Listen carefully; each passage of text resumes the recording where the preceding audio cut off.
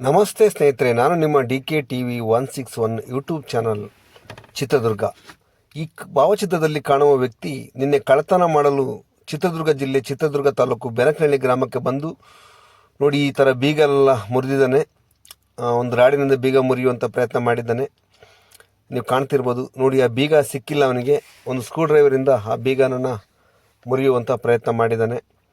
ನೋಡಿ, ಇನ್ನೊಂದು ಬೀರಿನ ಬೀಗ ಮುರಿದು ಇಲ್ಲಿ ಕೂಡ ಯಾವುದೇ ಒಡವೆಗಳು ಕಳ್ತನ ಆಗಿಲ್ಲ.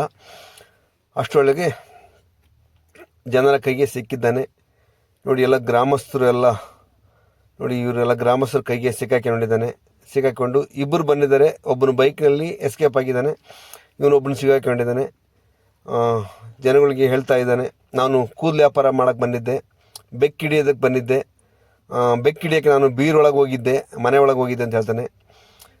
ಬೀರೊಳಗೆ ಬೆಕ್ಕಿತ್ತು, ಆ ಬೆಕ್ಕು ಹಿಡಿಯೋಕ್ಕೆ ನಾನು ಒಳಗಡೆ ಹೋಗಿದ್ದೆ ಅಂತಂತಾನೆ. ಇವನ ಹತ್ರ ಯಾವುದೇ ಥರ ಬಲೆ, ಅದ್ರ ಬ್ಯಾಗು, ಅದ್ರ ಕೂದಲು ವ್ಯಾಪಾರ ಮಾಡೋಂಥ ಯಾವುದು ಬ್ಯಾಗು ಇವನ ಹತ್ರ ಏನೂ ಇಲ್ಲ. ಆ ಥರ ಬಂದು ಜನಕ್ಕೆ ಮತ್ತೆ ಇವ್ರಿಗೆ ಜನಗಳು ಪೊಲೀಸರಿಗೆ ಒಪ್ಪಿಸಿದ್ದಾರೆ. ಪೊಲೀಸರು ಕೂಡ ಬಂದು ಇವ್ರನ್ನ ಎಂಕ್ವೈರಿ ಮಾಡ್ತಾ ಇದ್ದಾರೆ. ಜನ ಈಗ ಅವನು ಕಳ್ಳ ಈಗ ಪೊಲೀಸ್ ಅತಿಥಿಯಾಗಿದ್ದಾನೆ, ಎಚ್ಚರವಾಗಿರಿ.